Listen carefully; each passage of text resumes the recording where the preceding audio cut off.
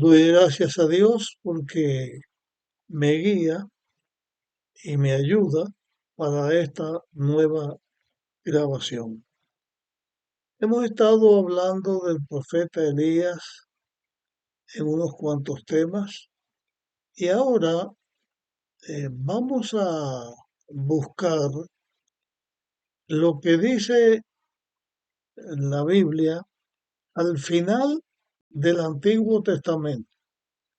En el libro de Malaquías, en el capítulo 4, vamos a leer las últimas palabras del Antiguo Testamento.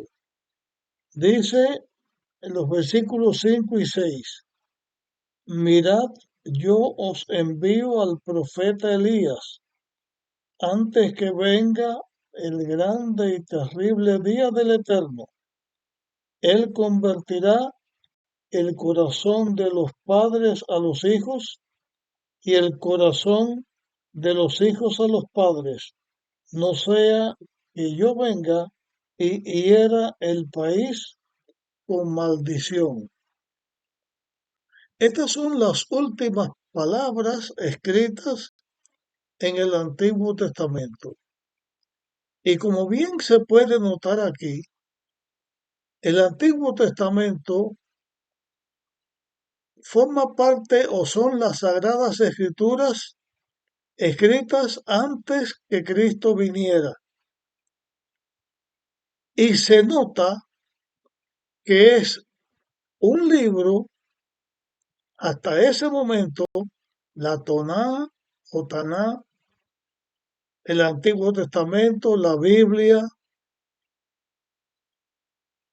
que es un libro que está incompleto.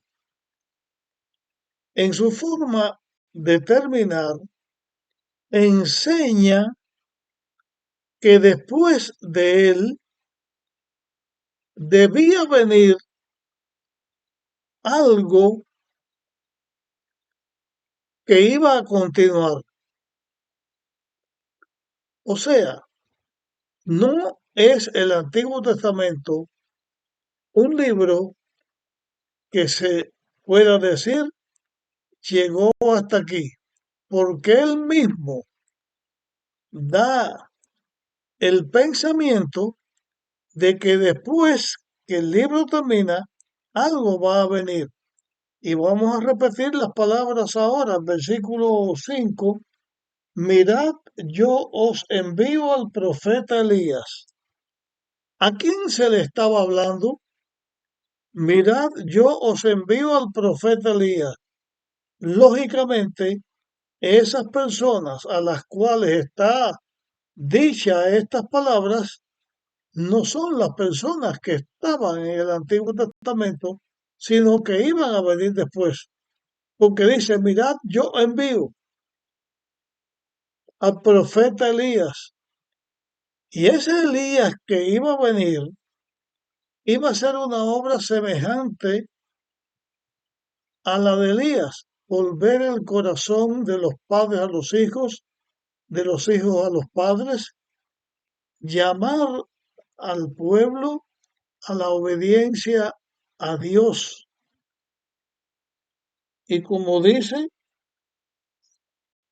no sea que yo venga y hiera al país con maldición. O sea, se ve que Dios me está diciendo que iba a venir de una obra que se iba a hacer, de un Elías, y ahora no era el Elías hijo de Tisbi, el Elías Tisbita, porque está diciendo el profeta Elías que iba a venir.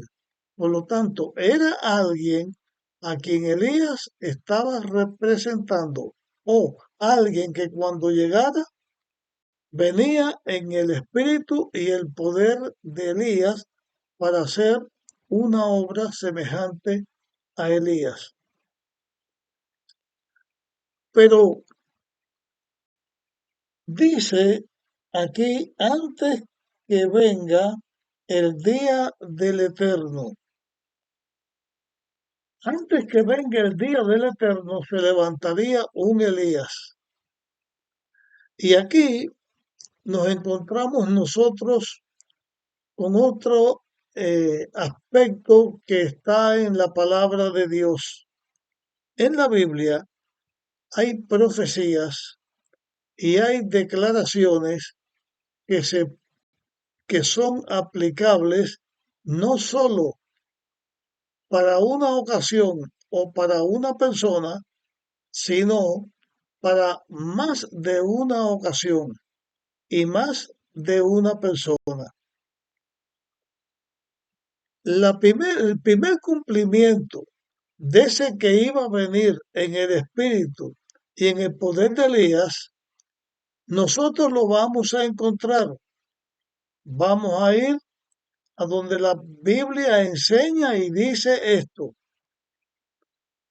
Y también vamos a encontrar quién es esa otra persona o esas personas que también estaban representadas por el profeta Elías.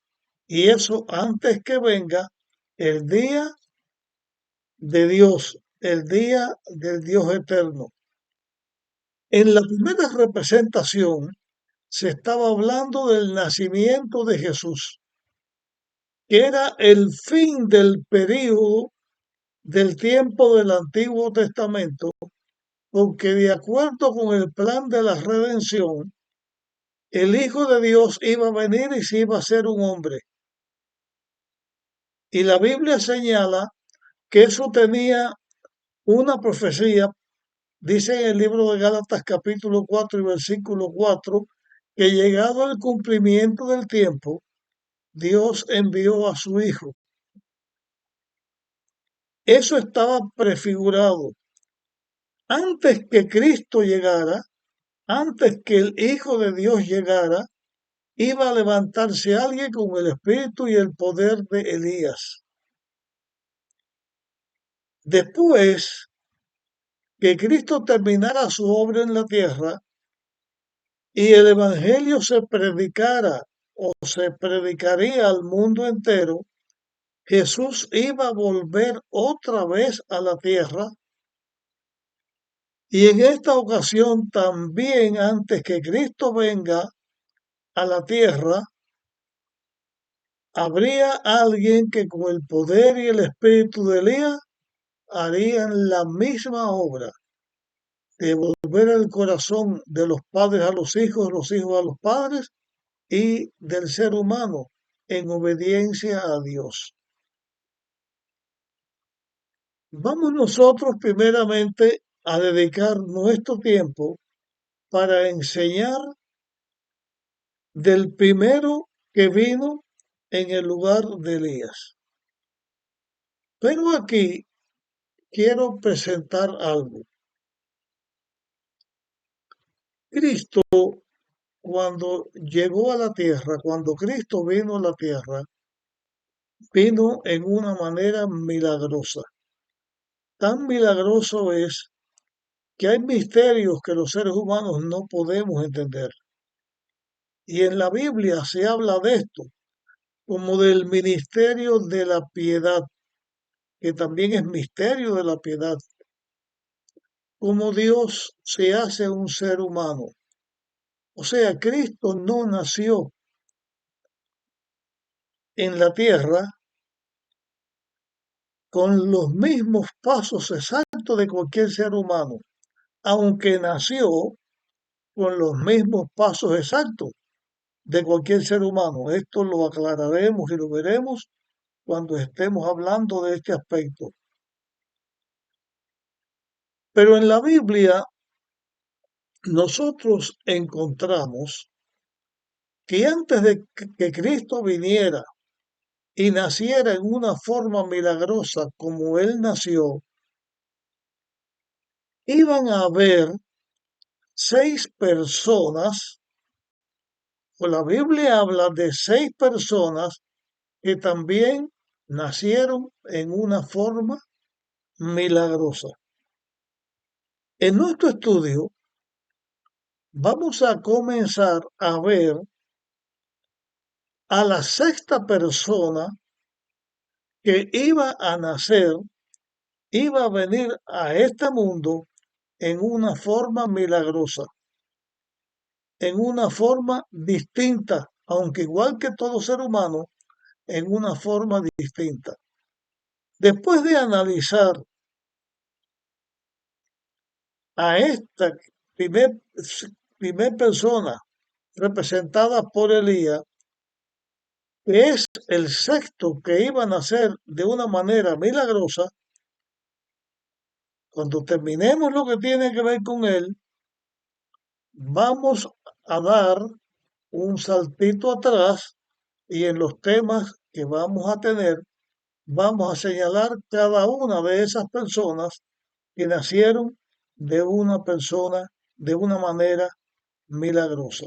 Ahora, después de dicho todo esto, vamos a comenzar a hablar de la manera en que vino al mundo o vino a la existencia el precursor de Jesús, el que vino con el espíritu y el poder de Elías para hacer una obra semejante a la que Elías había hecho y preparar el camino para la venida del Señor, de Jesús, del Salvador. Para esto, pues vamos a comenzar a estudiar en el Evangelio de Lucas y vamos a leer del versículo 5 en adelante.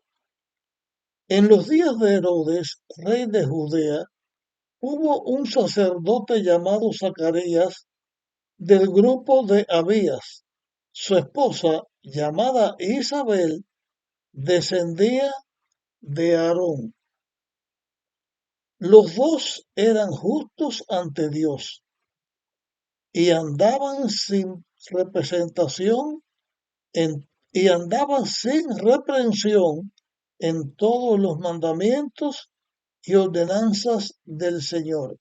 Así que lo mismo, Zacarías que Isabel, su esposa, eran personas que andaban en los caminos de Dios y los dos guardaban los mandamientos de Dios y eran personas irreprensibles, o sea, de una condición de vida o cualidad de vida sin reproche delante de Dios y también sin reproche delante de los hombres.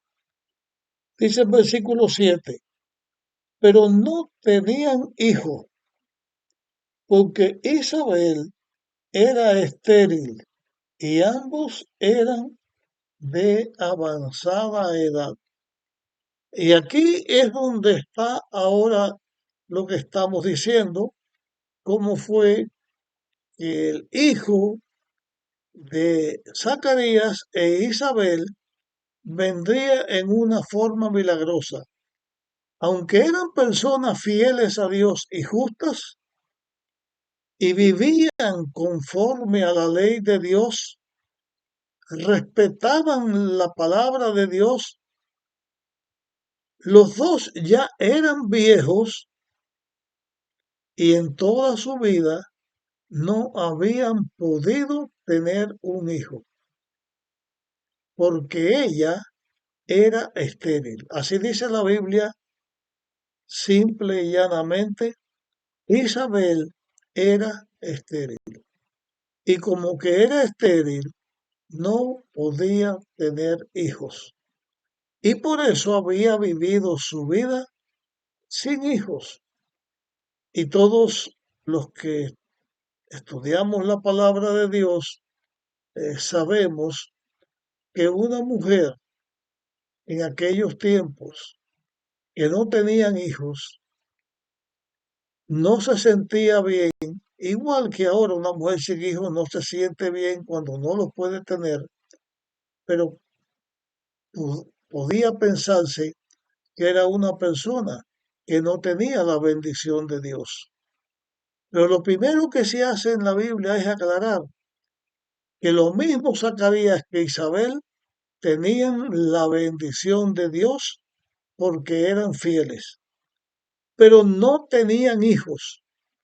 No significa, o eso significa, que no estaban bajo maldición, solo que no podían tener hijos hasta este momento. Hasta aquí llegamos con nuestro tema, lo continuaremos en nuestro próximo tema.